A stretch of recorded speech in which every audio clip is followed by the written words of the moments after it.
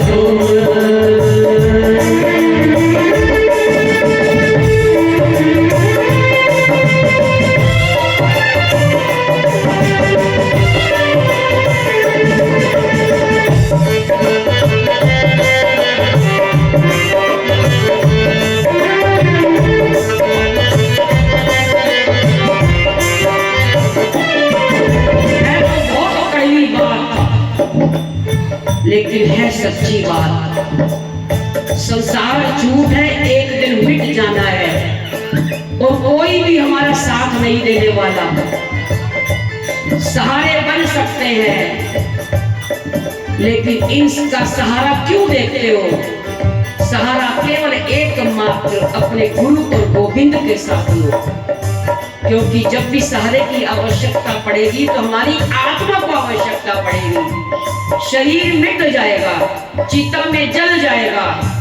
और बेटे क्यों मांगते हैं? आग लगाने के लिए ना।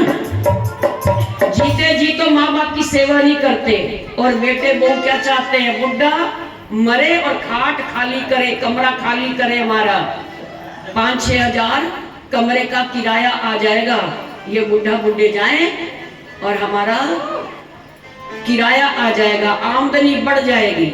इतना प्रेम कर रहे हैं बच्चे तुम्हारे, जिन बच्चों के लिए मरे जा रहे हो, भजन नहीं करते, सत्संग कथाओं में नहीं आते, इग्नोर कर देते हो। इतनी कीमती हमको समय दिया भगवान ने, कृपा की प्रभु की, और प्रभु की कृपा से हमको ये सुंदर शरीर मिला, मानव शरीर मिला। और इस मानव जनों को पा करके भी हम फिर आगे जन्म मरण के चक्कर के लिए पड़े हैं, तैयार है, क्योंकि इतने आसक्त हैं इस संसार से। प्रश्न होता है कि पता नहीं क्या अजीब माया है ये दुनिया है। देख लिया दुनिया का सारा नजारा, ना हम किसी के ना कोई हमारा, ये तो हमने देख लिया महाराज, लेकिन फिर भी ये माया ऐसी प्रबल छूटती ही नहीं है। ये सबका प्रश्न है, छूटता फिर भी कुछ नहीं है, क्या करे महाराज? छोड़ना नहीं है, किसने कहा तुम छोड़ो? मन से छोड़ना है, शरीर से तो सब कुछ करना है। एक शराबी शराब पीता है, अब उस शराबी का कितना प्रेम, किससे प्रेम ज्यादा बताओ? उस शराबी का प्रेम शराब से ज्यादा है, पत्नी बच्चों से ज्यादा है, बताओ? सब जानते हैं एक शराबी को शराब से कितना प्रेम है। अच्छा, शराब जिस बोतल में है, भरी हुई है, वो बोतल झूमती है या पीने वाला झूमता है? पीने वाला झूमता है। इसका मतलब शराब का इतना कोई दोष नहीं है, दोष तो पीने वाले का है।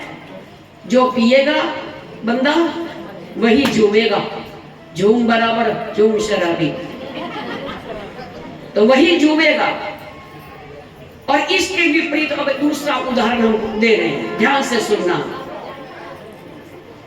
भगत लोग हैं जो हर समय भगवान की याद में रहते हैं, जिनका हृदय पवित्र है, सात्विक है, वैष्णव है।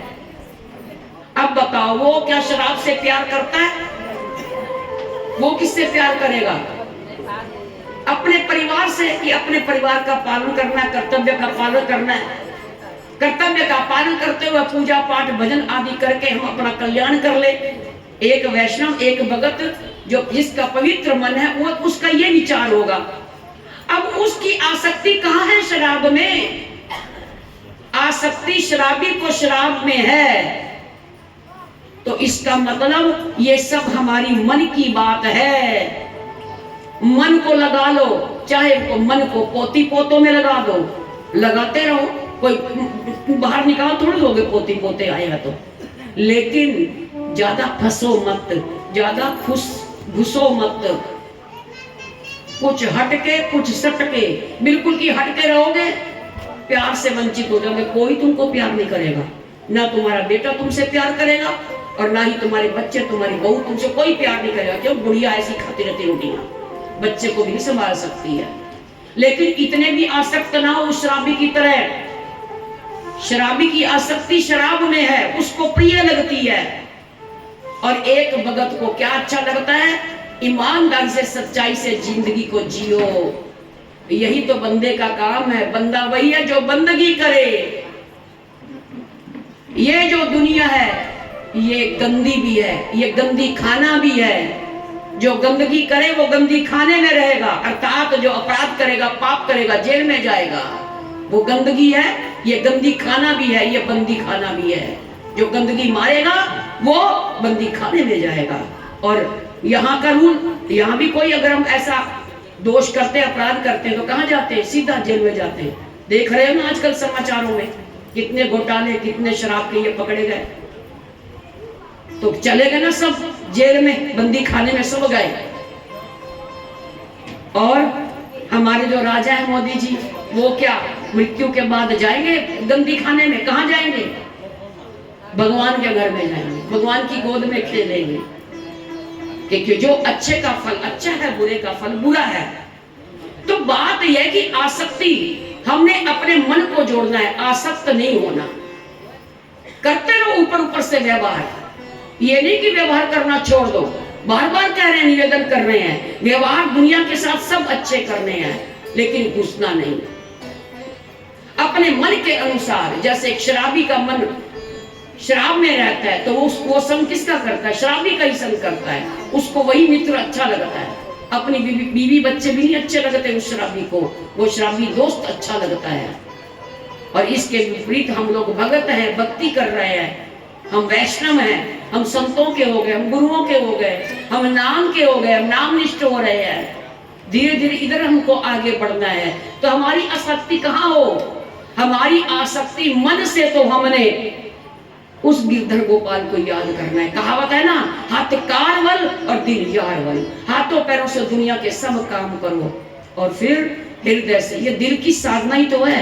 अब गोपियां देखो, अभी सुना ना, गोपी कह रही मेरे पास कहाँ समय है, बाल बच्चे भी हैं, उपले भी बनाने हैं, गौओं का दूध भी निकालना है, माई मेरे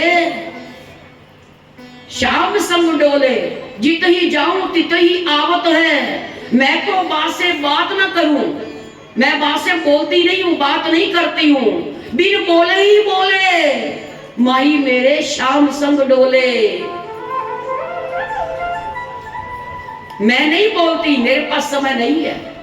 ऐसे हमारे पास भी समय तो नहीं है, संसार के ऐसे झंझट है, लेकिन गोपी को झंझट नहीं है। क्यों? क्योंकि गोपी सर्वत्र उस कृष्ण को देख रही है, तभी तो इतनी ऊंची मन की स्थिति हो गई गोपी की। गोपी कह रही है वो डोल रहा है, मैं नहीं डोल रही। क्यों? क्योंकि गोपियों से प्रेम करने के लिए, ब्रजवासियों से प्यार करने के लिए मेरे कन्हैया इस धराधाम पर आए हैं। ये प्यार लुटाने के लिए, प्यार लेने के लिए और प्यार देने के लिए आए हैं, ये लीला कर रहे हैं। ना जाने इन गोपियों की, ब्रजवासियों की कितने जन्मों की तपस्या थी और आज उनको रिझा रहे हैं मेरे कृष्ण। इसलिए सच्चाई को समझो। जो हम संसार झूठ है, असत्य है, सपना है, अगर इस बात को हम समझ गए तो फिर ये हमारा प्रश्न जो रहे ना कि हमारा मन नहीं लगता, ये प्रश्न अब रहेगा नहीं। अब तो मन गोपियों की तरह होने लग जाएगा इस दुनिया में रह करके इन झंझटों, क्योंकि हमारे ही पाले हुए झंझट है, सब लेन देन के संबंध है, इन सबको पूरा कर जाऊं और सदा के लिए मैं भगवान के घर में जाऊं, उनके साथ में प्रेम की लीला करूं, मेरी आत्मा रमण करे उस परमात्मा के साथ। भीतर से भगवान के होते रहो और बाहर से सारे कर्तव्यों का पालन करो और किसी में भी बुराई ना देखो, सबको अच्छी ही देखो, अच्छा ही देखो। उदाहरण दिया था परसों युधिष्ठिर और दुर्योधन का। दुर्योधन को अच्छे भी बुरे दिख रहे हैं और युधिष्ठिर के पास उसकी दृष्टि कैसी है? उसकी दृष्टि है कि मेरी दृष्टि में कोई भी बुरा है ही नहीं, मैं किसको कहूं बुरा, किस व्यक्ति को गुरु के सामने ले जाऊं, क्योंकि मुझको बुराई लगी नहीं रही। अगर बुराई तो अरे कुछ कम ही है, अच्छाइयां तो इस व्यक्ति के अंदर बहुत है। और गुरु जी ने कहा जो तेरे को बुरा दिखे उसको ढूंढ के लाना, लेकिन मुझको बुरा दिख नहीं रहा। तो यही तो है दृष्टि। अगर हमारी दृष्टि बदल गई तो ये हमारी सृष्टि बदल जाएगी। ये सब खेल हमारी दृष्टि का, हमारे मन का है। इसलिए मन की दृष्टि को बदलो। एक व्यक्ति के मन में आया पूरी शांति कॉलोनी बिल्कुल लाल ही लाल दिखे और वो गया व्यक्ति किसके पास? नगर पालिका वालों के पास, कमेटी वालों पे, जो भी बोलते हैं एमसी वगैरह आदि जो भी हैं।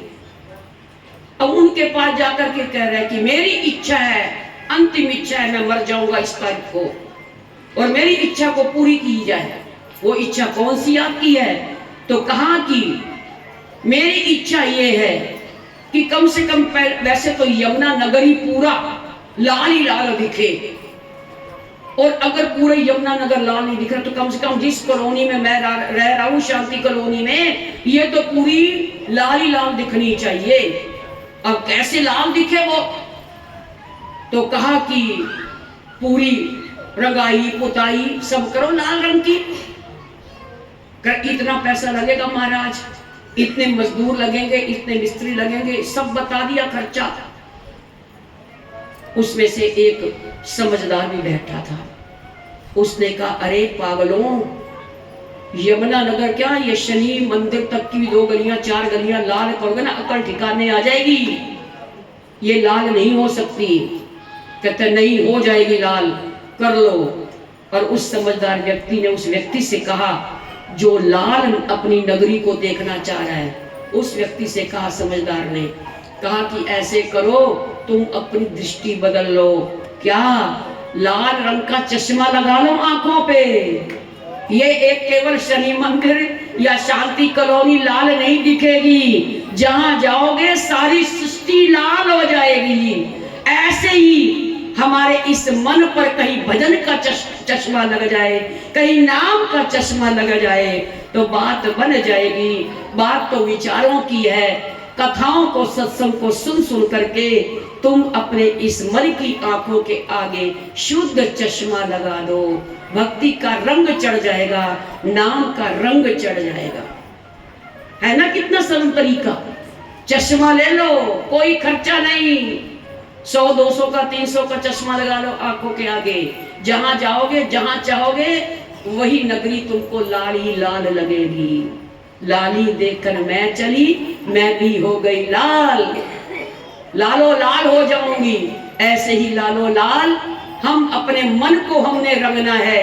हमारी अगर मन की दृष्टि, हमारी मन की भावना शुद्ध हुई, ये मन रूपी पर हमने चश्मा लगा लिया, हमारे विचार पवित्र हो गए, तो एक दिन हमारी ये जो मन की दृष्टि है सब पवित्र हो जाएगी। और फिर इस हृदय में गोपियों जैसी स्थिति होगी, और इस हृदय में आकर के मेरे कन्हैया रास रचाएंगे और कहेंगे राधा नाचे कृष्ण नाचे, नाचे गोपी जन,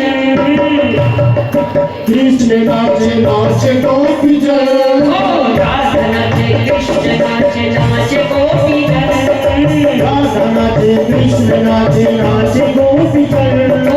मन मेरा बन गया सखी पावन वृंदावन, मन मेरा बन गया सखी पावन वृंदावन। राधा नाचे कृष्ण नाचे, नाचे गोपी जन, राधा नाचे कृष्ण नाचे, नाचे गोपी जन। मन मेरा बन गया सखी पावन वृंदावन, मन मेरा बन गया सखी पावन वृंदावन। मेरा तन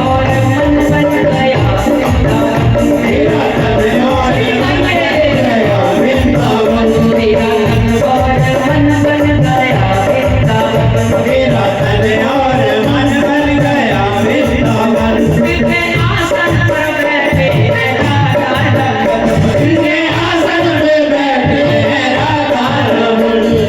राधा नाचे कृष्ण नाचे, राधा नाचे कृष्ण नाचे, नाचे गोपी जन, राधा नाचे कृष्ण नाचे, नाचे गोपी जन।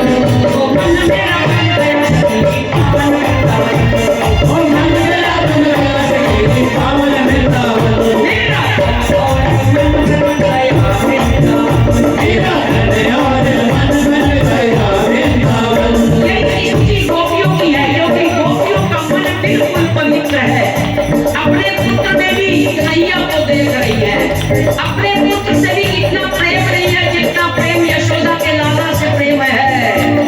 ये क्या कारण है? क्योंकि वो नंद का लाला परमात्मा है, साधारण नहीं है। और गोपियां उस प्रेम से छकी रहती हैं वो गोपियां, और गोपियों को सर्वत्र कृष्ण ही कृष्ण दिखते हैं। गोपी जमुना जी पर जल भरने के लिए जाती है, सास की आज्ञा पाकर के, जाओ जल्दी से जल ले आओ, प्यास लगी है। और गोपी मटका लेकर के जाती है, मटका हाथ में है, मटकी को हाथ में लेकर के, और जो ही जमुना जी के अंदर मटकी को डाला, मैं पानी भरूं, सास की आज्ञा हुई है। और उसी समय गोपी जो ही मटकी के गर्दन को पकड़ती है, और त्यों ही नीला नीला जल भीतर जाता है और गोपी वहां पर भी उस मटकी में भी कृष्ण को देख रही है। ऐसा हमारा मन, हमारा ऐसा मन पवित्र नहीं है। और गोपी का मन कैसा है कि उस मटकी को भी कृष्ण मान बैठी है और इस मटकी की गर्दन को जो ही पकड़ा जल में डुबाने के लिए, उसी समय गोपी कांपने लग गई। हाय, मैंने कृष्ण की गर्दन को पकड़ लिया है, हाय मैंने कृष्ण की गर्दन को पकड़ लिया है। बड़ी देर तक इस मन को समझाया, अरे मूर्ख, अरे पगले मन, ये मटकी है, ये कृष्ण नहीं है, ये मटकी है, ये कृष्ण नहीं है, ये मटकी है, ये कृष्ण नहीं है। आखिर अंत में गोपी ने अपने इस मन को मना लिया और जो ही मन को मनाया और फिर कहा, समझाया कि ये तो मटकी है, ये कृष्ण नहीं है, ये निगोड़ी आंखें, हर जगह सर्वत्र कृष्ण ही कृष्ण दिखते हैं। इन निगेड़ी आंखों को कृष्ण ही कृष्ण दिखते, क्या करूं मैं, घर के काम के लायक नहीं रही हूं। बड़ी परेशान हो जाती थी गोपी। मन को समझाया, गोपी ने फिर मटकी के गर्दन को पकड़ा और जो ही नीला नीला जल जमुना जी का उस मटके में जाने लगा। अब कहाँ देख रही है कृष्ण को, कन्हैया को, अब तो इस जल में कृष्ण को देख रही है। हाय, जल नहीं है ये, इसमें तो कृष्ण फंस गया मटके में, ये तो कृष्ण है, हाय क्या हो गया, ये तो कृष्ण है, ये तो कृष्ण है, ये तो कृष्ण है। गोपी बड़ी परेशान, अंत में तो मटकी रख दी और आंख बंद करके बैठ गई जमुना के किनारे। आकाश मार्ग से नारद जी आते हैं, देखा, दृष्टि गई, जा रहे थे बाल कृष्ण के दर्शन करने के लिए और देखा कि जमुना के किनारे एक गोपी आंखें बंद करके ध्यान लगा रही है। मैंने तो सुना इस ब्रज में गोपियों के आगे पीछे कृष्ण डोलते रहते हैं और ये आंख बंद करके किसका ध्यान कर रही है। नारद जी को बड़ा आश्चर्य हुआ और नारद जी ब्रज में नहीं गए, ठाकुर से मिलने के लिए नहीं गए, पहले जमुना जी के उस घाट के ऊपर आकाश मार्ग से नीचे उतरे, वीणा को झनकृत किया और वीणा की झनकार को सुन करके गोपी की आंख खुली, देखा सामने नारद जी खड़े। गोपी ने प्रणाम किया, नारद जी प्रणाम हो, नमस्कार हो, आप यहाँ कैसे आए, आपका पधारना कैसे हुआ। नारद जी कहते हैं, गोपी तुम्हारा नमस्कार प्रणाम तो मैं बाद में लूंगा, पहले मुझको गोपी ये बता कि तू ध्यान किसका कर रही थी। मैंने तो सुना है कि कन्हैया तो गोपियों के पीछे पीछे पागल हुए रहते हैं, डोलते रहते हैं, और तू आंख बंद करके किसका ध्यान कर रही है, ये बता। अब सुनो गोपी क्या उत्तर दे रही है। गोपी कह रही है, अरे नारद जी मैं ध्यान नहीं कर रही हूँ। आंखों से जर्जर गोपी के आंसू बह रहे हैं और कह रही है, नारद जी मैं उसका ध्यान नहीं कर रही, मैं उसको अपने ध्यान से हटा रही हूँ। ये मेरे ध्यान से, मन से, चित्त से निकले तो मैं अपने घर के लायक बनूं, मैं बिल्कुल नालायक हो गई हूँ। इस कृष्ण के दर्शन ने हमको पागल कर रखा है, हमको बावरा कर दिया है। ये मेरे मन से हटे, कृष्ण मेरे मन से हटे। अब देखो ये सास मेरी की आज्ञा लेकर के, मेरी सास को प्यास लगी थी, मैं यहाँ से जल भर करके ले जाना था, बड़ी देर हो गई है, बहुत समय बीत गया है, क्यों तो भरो और ले जाओ जल माँ के पास। तो गोपी कह रही है, नारद जी सुनो तो। हाँ सुना गोपी, क्या है, किसका ध्यान हटा रही थी। बड़े बड़े ऋषि मुनि योगी तपस्वी जिस कृष्ण का ध्यान करते हैं, और ये गोपी कह रही है मैं अपने ध्यान से हटा रही थी। सोचो कितनी ऊंची बात है गोपी के भीतर। मैं इसको ध्यान से, ये अपने मन से, मेरी आंखों से ऐसे निकले, और एक हम है, संसार फंसा ही रहता है, जितनी भी कृष्ण की चर्चा सुन ले तब भी उधर मन नहीं जाता, मन तो संसार की तरफ ही जाता है। कहते महाराज यहाँ पर आते ना कथा में, तब बस तभी तक रहता है कि चल यहाँ बैठे अच्छा लग रहा है, घर जाके तो फिर वही झंझटों में पड़ जाता है मन। इसलिए हमको बहुत भजन करना पड़ेगा।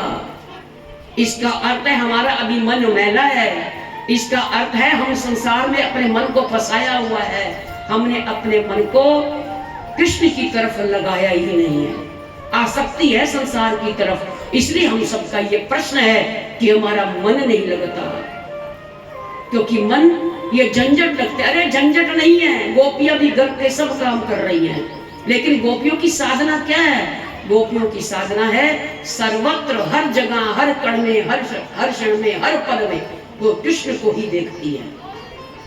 तन से सब कार्य कर रही है और मन से श्री कृष्ण की तरफ ध्यान है। बस हमको भी तो यही करना है, यहाँ पेड़ लगाना है और यहाँ से हटा करके फिर ये पेड़ तो लगा ही हुआ है संसार में हमारा, वो संसार में लगा हुआ जो पौधा है, अब उस पौधे को धीरे धीरे सत्संग को सुन सुन करके, प्रभु का नाम जप कर करके इस मन को ऐसा बना दो कि इस पौधे को यहाँ से हटा करके और दूसरी तरफ अर्थात सत्संग की तरफ लगा दो।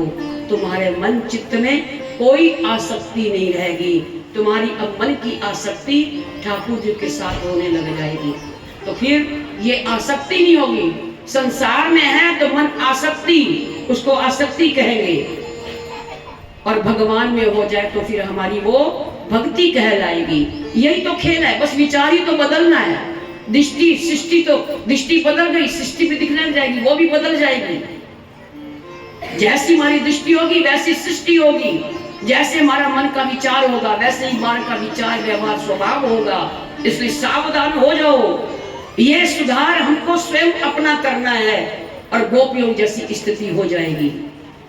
अब नहीं होगी, अगले जन्म में हो जाएगी, होगी अवश्य। बस तुम तो साधना में लग जाओ, खूब नाम जप करो, भजन करो, चिंतन करो, जबरदस्ती करो नहीं होता।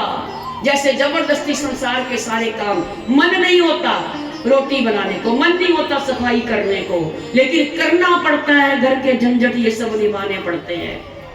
पुरुष लोग भी ड्यूटी पर जाने का मन नहीं होता, लेकिन जाना पड़ता है। अगर नहीं जाएगा तो उसको हटा दिया जाएगा, सस्पेंड कर दिया जाएगा, उसको इस्तीफा देना पड़ जाएगा, उसको कोई मजदूरी नहीं मिलेगी अर्थात तनख्वाह नहीं मिलेगी। ऐसे ही इस दुनिया में रहते हुए हमने सब कार्य तो करने हैं, इन कर्तव्यों का पालन करते हुए मन से बस हमने श्री कृष्ण का ध्यान करना है। इसीलिए संत महापुरुष लोग हमको ये साधनाएं बताते हैं कि आने वाला इस कलयुग में जो जीव हैं इस माया के कीचड़ में फंसे रहेंगे, तो इस माया के कीचड़ से जीव को कैसे निकाला जाए, तो ये साधनाएं बताई, नाम रूप लीला और धाम।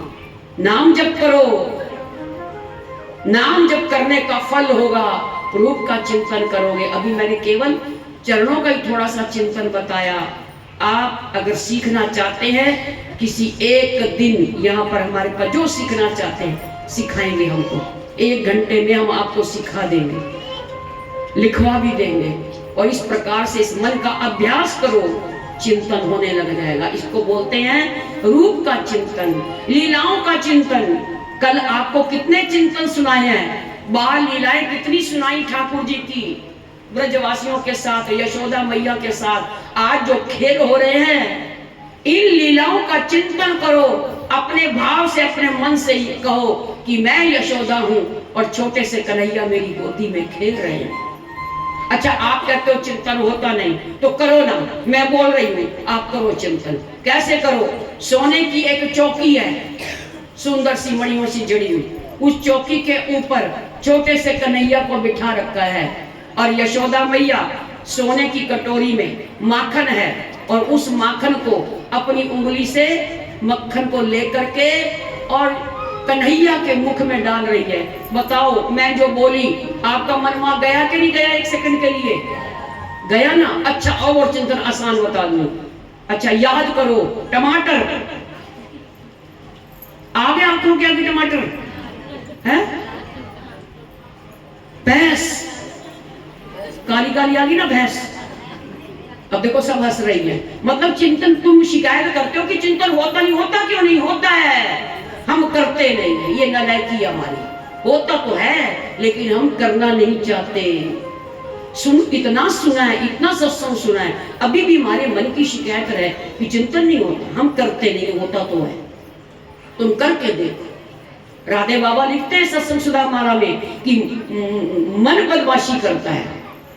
लोग शिकायत करते हैं हमारा मन नहीं लगता, लेकिन राधे बाबा कह रहे हैं मन तो लगता है, लगाता ही नहीं है। हर समय मन बदमाशी करता है, हर समय मन कमाना, खाना, पेट भरना, सोना, आराम करना, ख्वाहिशें, कामनाएं, तृष्णाएं, बस यही मन में फंसी पड़ी, उसी का चिंतन होता है। हम अगर आपको एक चिंतन बता दें, अच्छा हम आपको कौन कौन चाहता है, हाथ खड़े कर देना जरा, पहले बात सुन लो, ऐसे हाथ खड़े करना।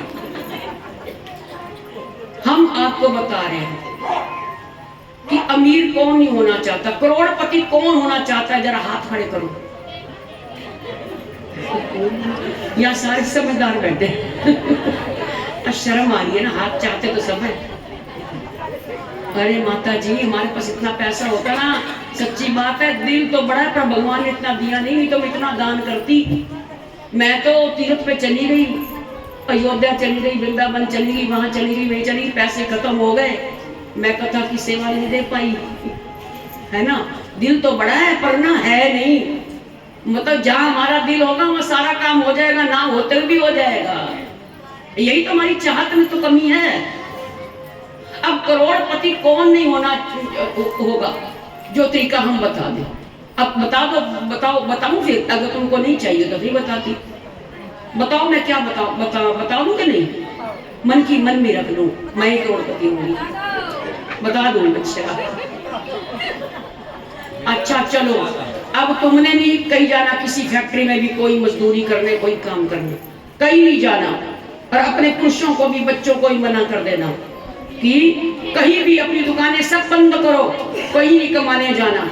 आज मैं सत्संग में सुन करके आई हूँ, बताना अपने जाकर के पतियों से, अपने बच्चों से, कहना आज मैं सत्संग में सुन करके आई हूँ। एक तरीका है कि युक्ति है, कौन सी बताओ? कहते हैं तुम 3 घंटे एक आसन पर बैठ जाओ, आंखें बंद कर लो, और आंखें बंद करते करते देखो 3 करोड़, 4 करोड़, 5 करोड़ इतने नोट इकट्ठे हो गए। 3 घंटे तक ऐसे बैठना, और 3 घंटे के बाद देखना तुम्हारी नोटों की गड्डियां सामने पड़ी होंगी। बताओ अगर इतना सरल तरीके से 3-4 करोड़ के अभी अभी मालिक बन जाएं तो तुम्हारे पुरुष जाएंगे, तुम्हारे बच्चे कमाने जाएंगे? नहीं ना जाएंगे। तो फिर क्यों नहीं करते, इस वस्तु को पकड़ लेते ना। ऐसा होता नहीं ना, अगर होता ना तो आप लोग रुपए गिनते रहते और कहते महाराज ऐसा तरीका बताओ, 3 घंटे नहीं 24 के 24 घंटे में आसन लगा करके नोट गिनती रहूंगी। अगर ऐसी कृपा होती है तो बता दो कोई मंत्र, और एक आसन पर बैठ करके पुरुष बेचारे रोजाना समय से लेकर रात तक कमाते मरते बेचारे बच्चों के लिए। तो ये साधन भगवान ने अपने हाथ में रखा को दिया नहीं है। सच बात है, हमारी ऐसे मन की स्थिति है कि हम भगवान का भजन करने के लिए कहते हैं, बैठा नहीं जाता, ध्यान नहीं होता, लीलाओं में मन नहीं जाता, रूप का चिंतन नहीं होता। अब इतना आसान साधन आपको बताया जा रहा है, अगर अब भी हम ना करें तो फिर ये तो हमारी नादानी, हमारी गलती है। सावधान हो जाओ, अब की बार हमको ये अवसर मिला, ये जन्म मिला है, फिर बारंबार हमको मिलने वाला नहीं। तेरा जीवन है अनमोल, तेरा जीवन है अनमोल रे प्राणी, अंदर से पटकोल नहीं कोई जग में तेरा है, तू मेरा मेरा नहीं कोई जग में तेरा है, तू मेरा मेरा। तेरा जीवन है अनमोल, तेरा जीवन है अनमोल रे प्राणी, अंदर से पटकोल नहीं कोई जग में तेरा है, तू मेरा मेरा नहीं कोई जग में तेरा है, तू मेरा मेरा।